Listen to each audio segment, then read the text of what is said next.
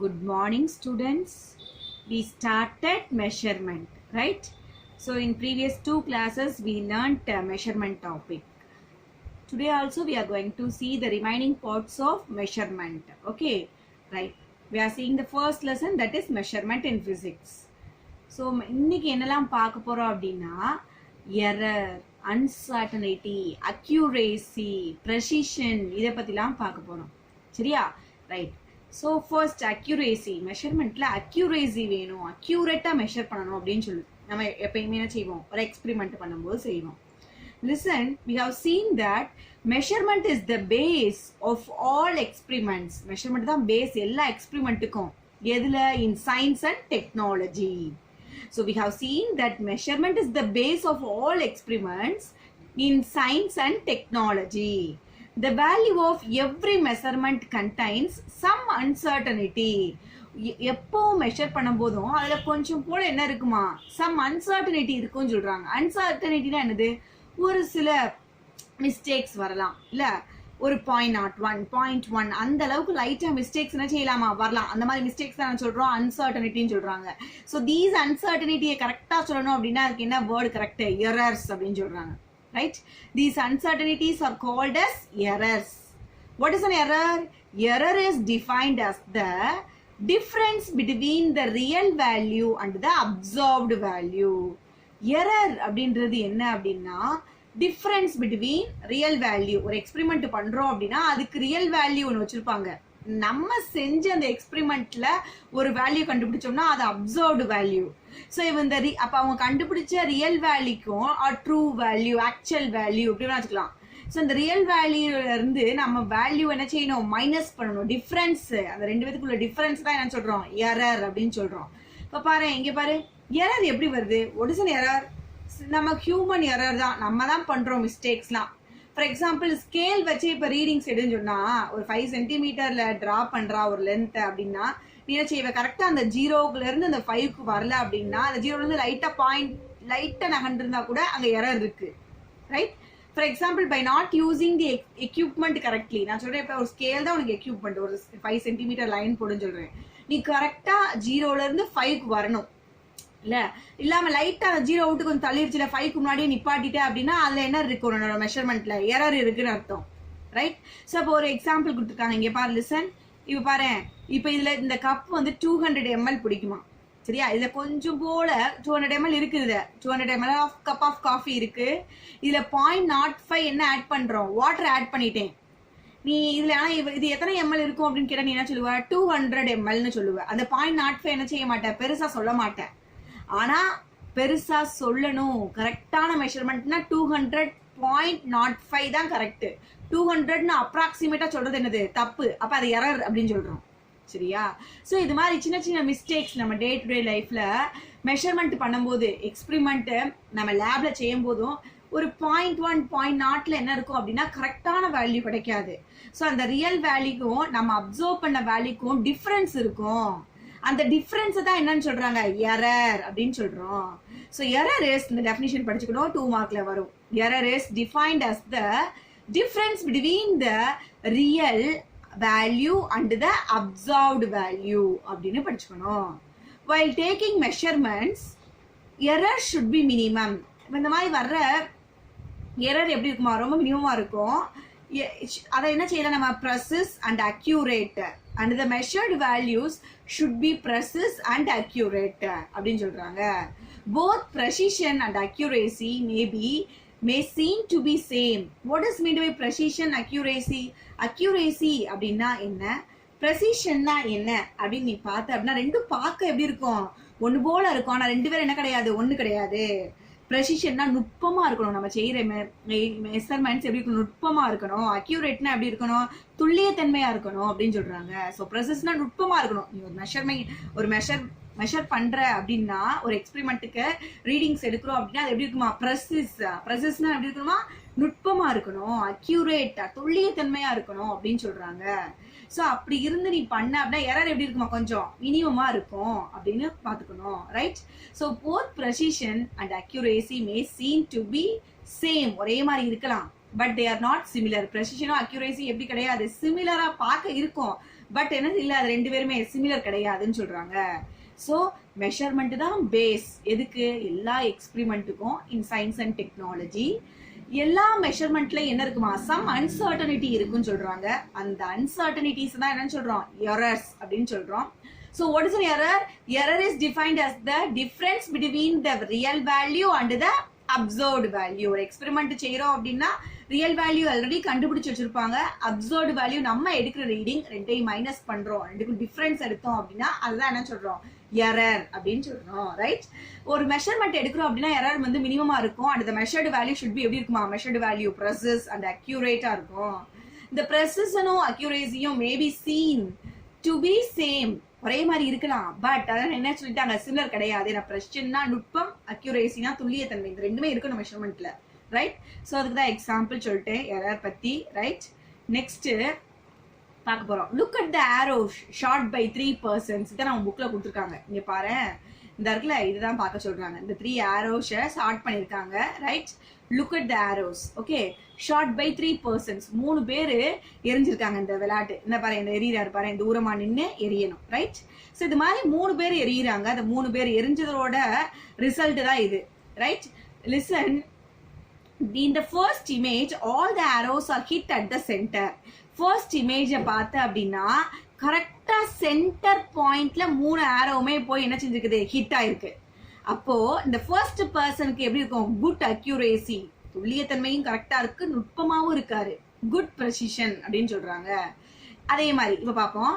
In the second image, all the arrows are hit at the same place but not at the center. பாரு ஒரே இடத்துக்கு போயிருக்கு, but ஆனா எங்க இல்லையா சென்டரா இல்ல அப்படின்னு. அப்ப இவர் எப்படி இருக்காரா ப்ரெசிஷனா அக்யூரேசியா? அக்யூரேசி புவரா இருக்குது. அக்யூரேட்டானா கரெக்டா அந்த மிட் பாயிண்ட்ல அடிச்சிருக்கணும். ஆனா அவருக்கு ப்ரெசிஷன் இருக்கு, நுட்பம் இருக்கு, ஒரே இடத்துல அடிக்கிற மாதிரி. சரியா? சோ ஃபர்ஸ்ட் டயக்ராம்ல குட் அக்யூரேசி, குட் ப்ரெசிஷன். ஏன்னா சென்டர் பாயிண்ட்ல கரெக்டா 3 ஆரோஸையும் கரெக்டா செஞ்சிருக்காரு. அடுத்த இமேஜ் பார்த்தோம் அப்படின்னா second person poor accuracy, accurate சென்டர்ல அடிச்சிருக்கணும், அந்த துல்லியத்தன்மை அவர்கிட்ட இல்ல. ஆனா என்ன செஞ்சிருக்காரு ப்ரெசிஷன் நல்லா இருக்கு, நுட்பத்தன்மை அவர்கிட்ட இருக்கு, ஒரே இடத்துல போய் என்ன செஞ்சிருக்குது 3 ஆரோஸ் ஹிட் ஆயிருக்கு. அடுத்து பாரு third person. Yes yes it shows the first person is precise and accurate. Okay, the second person is precise but not accurate. அதான் நான் சொல்லிட்டேன். But the third person is neither precise nor accurate. அப்ப third person எப்படி இல்லப்பா பாரு, சென்டராவும் இல்ல, ஒரே இடத்துல இல்ல, அங்கங்க போயிருச்சு. அப்ப அவருக்கு நுட்பத்தன்மையும் இல்ல, எஸ் துல்லியத்தன்மை இல்ல, அக்யூரேசியும் இல்ல, ப்ரெசிஷனும் இல்ல அப்படின்னு சொல்றாங்க. சோ இதுல இருந்து நமக்கு புரிஞ்சுக்கோ what is accuracy, what is precision. So accuracy அப்படின்னா நம்ம சொன்ன பாயிண்ட்டுக்கு போகணும், அந்த 3மே கரெக்டா போகணும், நுட்பமா இருக்கணும் இல்ல. அடுத்த டயக்ராம்ல பார்த்த அப்படின்னா அவருக்கு அக்யூரேசி இருக்கு, நுட்பம் துல்லியத்தன்மை இல்ல, நீ அக்யூரேசி இல்ல, பட் எப்படி இருக்காரு ப்ரெசிஷனா இருக்காரு. அதான் poor accuracy but good precision. இது எதுவுமே இல்ல, எல்லாரும் ஆளுக்கு ஒரு பக்கம் போய் கிடக்கு, சென்டர்லயும் வரல. சென்டர்ல கரெக்டா இருந்துச்சுன்னா அப்படின்னா துல்லியமா இருந்துச்சு அப்படின்னா குட் அக்யூரேசி நம்ம சொல்லியிருப்போம். அப்ப குட்டா இல்ல. ப்ரெசிஷன்னா ஒரே இடத்துலயாவது இருந்திருக்கணும், அதுவும் இல்ல, நுட்பமா இருக்கும் அவரோட பார்வை, அப்படி இல்ல. சோ அப்ப இந்த தேர்ட் பர்சன் எரிஞ்சது எப்படி இருக்குது புவர் அக்யூரேசி, புவர் ப்ரெசிஷன். இதுல இருந்து நமக்கு தெரிஞ்சிருக்கணும் what is accuracy, what is precision, ரெண்டுக்குள்ள டிஃபரன்ஸ் என்ன அப்படின்றது. ரைட்? சோ அதான் இங்க சொல்ல வராங்க. எஸ் பாரு, look at the arrow shot by 3 persons. In the first image, all the arrows are hit at the center. பார்த்தோம் ஃபர்ஸ்ட் இமேஜ்ல எல்லா ஆரோவும் சென்டரா இருக்கு. சோ அப்போ என்ன சொல்லணும், the first person is precise and accurate அப்படின்னு சொல்லணும். In the second image, all the arrows are hit at the same place. ஒரே பிளேஸ்ல இருக்கு, but not at the center. But என்ன இல்ல, சென்டரா இல்ல. அப்ப இவருக்கு புவர் அக்யூரேசி, நுட்பமா இல்ல, சாரி புவர் அக்யூரேசி, நுட்பமா இருக்காரு, good precision, poor accuracy, yes துல்லியத்தன்மை இல்ல அவர்கிட்ட, புவர் அக்யூரேசி, குட் ப்ரெசிஷன் அப்படின்னு சொல்லணும். ரைட்? தேர்ட் இமேஜ்ல பார்த்த அப்படின்னா yes but the third person is neither precise nor accurate. ஒண்ணுமே இல்ல, அவருக்கு அக்யூரேசி இல்ல, எஸ் ப்ரெசிஷனும் இல்ல அப்படின்றத நம்ம தெரிஞ்சுக்கலாம். So accuracy is the closeness of a measured value. ஒரு மெஷர்டு வேல்யூட க்ளோஸ்னஸ்னா யாரு, அக்யூரேசி. அதான் ட்ரூ வேல்யூ, ஆக்சுவல் வேல்யூன்னு சொல்றோம். ரைட்? ஒரு வேல்யூ இருக்கு, ட்ரூ வேல்யூ, ஆக்சுவல் வேல்யூ இருக்கு அப்படின்னா நம்ம ஒரு வேல்யூ மெஷர் பண்றோம், அது எப்படி இருக்குமா ரொம்ப க்ளோஸா இருக்கும், அந்த ட்ரூ வேல்யூக்கும் ஆக்சுவல் வேல்யூக்கும் ரொம்ப க்ளோஸா, ரொம்ப பக்கத்துல இருக்கும். ரைட்? அதான் அக்யூரேசி அப்படின்னு சொல்றோம். ப்ரெசிஷன் என்னன்னா அதுக்கு வாய்ப்பு இருக்கு, 2 or more மெஷர்மெண்ட். அது ஒரே தடவை தான். இது 2 or more measurement to each other. Okay, so accuracy is the closeness of a measured value to the actual value or true value. Precision is the closeness of 2 or more measurement to each other. 2-3 முறை measure பண்ணிக்கிறது. இது ஒரு தடவை தான் பண்றோம்னு வச்சுக்கோங்க, அப்படியே என்ன செய்யலாம் நம்ம சொல்றது precisionன்றது. ரைட்? ஸோ படிச்சுக்கணும் what is accuracy and what is ப்ரெசிஷன்ன்றதை என்ன செஞ்சுக்கணும், படிச்சுக்கணும். Next, while making measurements accuracy is always desired. பார்த்தியா, மெஷர்மெண்ட் பண்ண போறோம் அப்படின்னா நம்ம அக்யூரேசி எப்படி இருக்குமா, ஆல்வேஸ் டிசையர்டு. சரியா? அதை நம்ம டிசைட் பண்ணியாச்சு. The measured value should be close to the true value. நம்ம எடுக்கிற அந்த measured value எப்படி இருக்குமா, க்ளோஸா இருக்கும், ட்ரூ வேல்யூக்கு ரொம்ப பக்கத்துல இருக்கும் அப்படின்னு சொல்றாங்க. இதான் நான் சொல்லிட்டேன், அக்யூரேசினா closeness to the true value or actual வேல்யூன்னு சொல்லணும், கிடைச்ச measured value. Right? Next, yes, இப்போ அக்யூரேசினா என்ன, ப்ரெசிஷன்னா என்னன்றதை நம்ம பார்த்தாச்சு. ஸோ இதில் என்ன படிச்சுக்கணும் அப்படின்னா, எரர்னா என்ன, அக்யூரேசி, ப்ரெசிஷன்னா என்னன்றதை யூ லேர்ன். ரைட்? ஸோ இதில் எரியறது காமிச்சிருக்காங்க. Right? Next, approximation. While we prepare a dish, we choose the ingredients approximately. Yes, வீட்ல ஏதோ ஒரு டிஷ் ப்ரிப்பேர் பண்றோம் அப்படின்னா இது வேணும் அப்படின்னு என்ன செய்வோம், ஒரு அப்ராக்சிமேட்டா தோராயமா எடுப்போம். இல்ல, நம்ம அதை என்ன செய்ய மாட்டோம், அக்யூரேட்டா மெஷர் பண்றது இல்ல. வீட்டுல ரசம் ப்ரிப்பேர் பண்றோம்னு வச்சுக்கோங்க, ஒவ்வொருத்தரும் ஒவ்வொரு மாதிரி இருக்கும். அம்மா ஒரு மாதிரி ப்ரிப்பேர் பண்ணுவாங்க, அத்தை ஒரு மாதிரி ப்ரிப்பேர் பண்ணுவாங்க. அவங்க எல்லாரும் ஒரே மாதிரி அக்யூரேட்டா எடுக்கிறாங்களா? கிடையாது, அக்யூரேட் கிடையாது. என்ன செய்யுது, ஒரு அப்ராக்சிமேட்டா எடுக்கிறாங்க அந்த டிஷ் ப்ரிப்பேர் பண்றதுக்கு. ஸோ அதான் அப்ராக்சிமேஷன் சொல்றோம், தோராயமா எடுக்கிறோம். Right? Similarly, it is not possible to set the exact value while taking the measurement. Measurement எக்ஸாக்டா என்ன செய்ய முடியாது நம்ம. It is not possible to set, கரெக்டா செட் பண்ண முடியாது. மெஷர்மெண்ட் எடுக்கும்போது எக்ஸாக்ட் வேல்யூ நம்மளால என்ன செய்ய முடியாதான், செட் பண்ண முடியாது ஒவ்வொரு தடவையும். Sometimes we take the approximate value. So நம்ம அவனை செஞ்சுட்டோம், தோராயமா எடுத்துக்கிறோம். மோஸ்ட் ஆஃப் த டைம் நம்மளால என்ன தான் செய்யறோம், தோராயமா, ரைட் இதுதான் அப்படின்னு எடுத்துக்கிறோம். இல்லையா, எல்லா நேரத்திலையும் நம்மளால என்ன செய்ய முடியாதுதான், கரெக்டா செட் த எக்ஸாக்ட் வேல்யூவை செட் பண்ண முடியாது while taking the measurement அப்படின்னு சொல்றாங்க. அப்போ what is mean by approximation? அப்ராக்சிமேஷன்ன்றது நம்ம எடுத்துக்கிறோம் அது நியர்பை அந்த வேல்யூல. டிஷ் ப்ரிப்பேர் பண்றோம் அப்படின்னா எல்லாரும் ஒரே மாதிரி ரசமா இதுதான் போடணும், இவ்வளவுதான் செய்யணும் அப்படின்னு இல்லை. ஒவ்வொருத்தர் கைக்கு மாறும்போது ஒவ்வொரு மாதிரி என்ன செய்யும், தோராயமா மாறும். சயின்டிஸ்ட் இது மாதிரி ஒரு சில விஷயங்களை தோராயமா கையாண்டிருக்காங்க எக்ஸ்பெரிமெண்ட் பண்ணும் போதுலாம். சரியா? So what is mean by approximation? Approximation is the process of finding a number. Process of finding a number which is acceptably close to the exact value. அதான் எக்ஸாக்ட் வேல்யூக்கு க்ளோஸா இருக்கும், அது அக்செப்டபிளா இருக்கும், எடுத்துக்கலாம். இந்த எக்ஸாக்ட் வேல்யூக்கு இதை எடுத்துக்கலாம். இப்போ ஃபார் எக்ஸாம்பிள் 9.9 அப்படின்றத 10 நம்ம எடுத்துக்கலாம் தோராயமா. 10ன்றது 9.9 எடுத்துக்கலாம், தோராயமா எடுத்துக்கிறோம். அந்த எக்ஸாக்ட் வேல்யூக்கு க்ளோஸா இருக்கும், அதை அக்செப்ட் பண்ண முடியும். அந்த மாதிரி ஒரு நம்பர் தான் என்னது, approximation. value of the measurement of a physical quantity அப்படின்னு சொல்லணும்.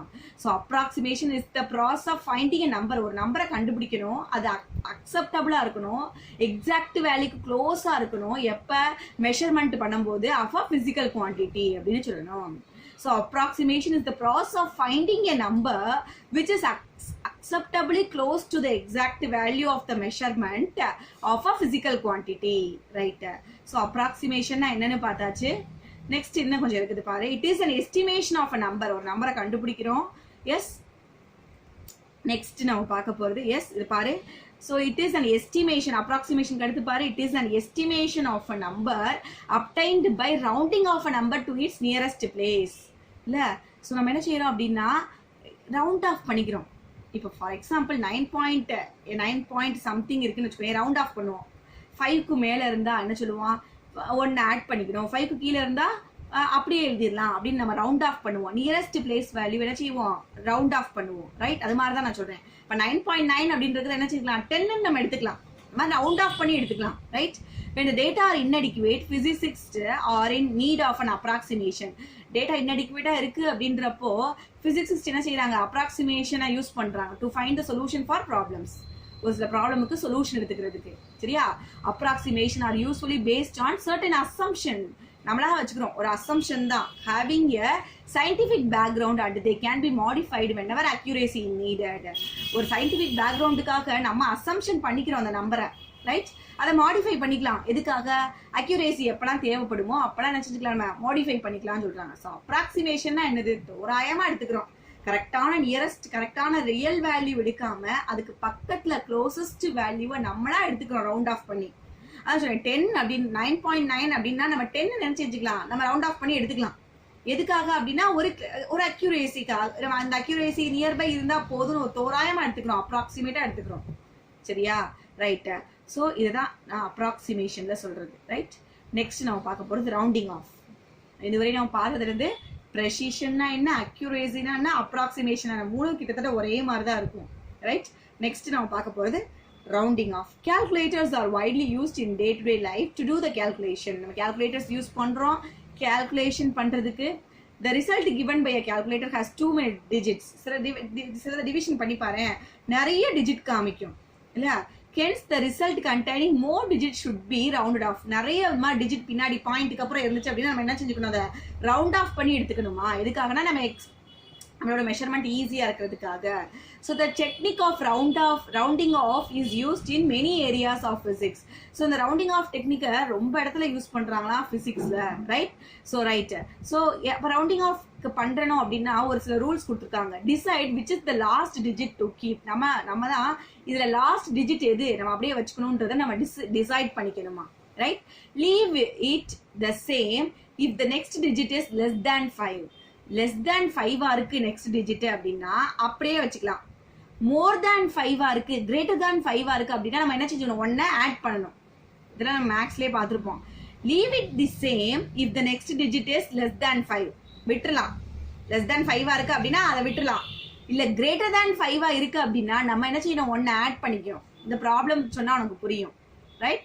ஸோ ரவுண்டிங் ஆஃப் அப்படின்றது கேல்குலேட்டர்ஸ் நம்ம யூஸ் பண்றோம். அதில் பார்த்து நிறைய டிஜிட்ஸ் காமிக்கும் பாயிண்ட்டுக்கு அப்புறம். அவ்வளோ டிஜிட்ஸே நம்ம கேல்குலேஷன்ல கொண்டு வர முடியாது. ஸோ அதுக்காக நம்ம ஒரு மாடிஃபிகேஷன் பண்றோம், அதை ரவுண்ட் ஆஃப் பண்ணிக்கிறோம் அந்த டிஜிட்டை. ஸோ அந்த டெக்னிக் வந்து பிசிக்ஸ்ல மெனி ஏரியாஸ்ல வந்துட்டு தே ஆர் யூசிங். ஸோ அப்படி எடுத்துக்கிட்டோம் அப்படின்னா நம்ம டிசைட் பண்ணிக்கணும் எதை நம்ம லாஸ்ட் டிஜிட்டா கீப் பண்ண போறோம் அப்படின்றத முதல்ல டிசைட் பண்ணிக்கணும். லெஸ் தேன் 5 இருக்கு அப்படின்னா அதை அப்படியே விட்டுலாம். மோர் தேன் 5 இருக்கு நீ எடுத்துக்கிட்ட டிஜிட்டுக்கு அப்புறம் வர்ற நம்பர் அப்படின்னா நீ நம்பர் 1 என்ன செஞ்சுக்கணுமா, இன்க்ரீஸ் பண்ணிக்கணும்னு சொல்றாங்க. ஃபார் எக்ஸாம்பிள் இந்த ப்ராப்ளம் பாரு. Round off the number 1.864 to 2 decimal places. 2 decimal place மாத்தணுமா, ரவுண்ட் ஆஃப் பண்ணணும். இதை சரியா, பாயிண்ட்டுக்கு அப்புறம் 2 டெசிமல் தான் இருக்கணும். இந்த யார் இருக்கக்கூடாது, இந்த 4 இருக்கக்கூடாது. இதை ரவுண்ட் ஆஃப் பண்ண போறோம். அப்ப listen, we need to round off the number 2 decimal places. So the last digit is to be kept as 6. பாயிண்ட்டுக்கு அப்புறம் என்ன சொல்றாங்க அப்படின்னா 2 டிஜிட் தான் வரணுமா, 2 decimal places. இந்த 6ஓட நின்றுணும். அப்ப ரவுண்ட் ஆஃப் பண்ணணும் இந்த 4 வர்றத. அப்ப இந்த 6 வரை நம்ம வச்சுக்கிட்டோம். 6க்கு அப்புறம் உள்ள நம்பரை பாரு, என்னது இருக்கு, 4 தானே இருக்கு. 4ன்றது 5 விட கம்மியா இருக்கு. அப்ப நம்ம 1.86 வச்சுக்கலாம் நம்மளோட ரீடிங். சரியா? சோ நம்ம 2 டெசிமல் பிளேசஸ்னு சொல்லிட்டாங்க. சோ 2 டெசிமல் பிளேசஸ்னா 1.86 வரையும் தான் வச்சுக்கணும். அடுத்து உள்ள நம்பரை நம்ம ரவுண்ட் ஆஃப் பண்ண போறோம். இப்போ என்ன சொன்னோம் நம்ம ரூல், லெஸ் தேன் 5 இருந்தா அப்படியே வச்சிடணும். அதனால தான் நம்ம answer since the next digit is less than 5. less than 5 னா 4 தான் next digit x6க்கு அப்புறம். so we can retain 6 as it is. so the answer is 1.86. அதனால அப்படியே 1.86 மட்டும் எடுத்துக்க வேண்டியதுதான். ஏன்னா 4 வந்து 5 விட கம்மினால அந்த 4 நினைச்சு வச்சுலாம் நம்ம லீவ் பண்ணிடலாம். ரைட். அடுத்த ப்ராப்ளம் பாரு, இன்னொரு ப்ராப்ளம் இருக்கு.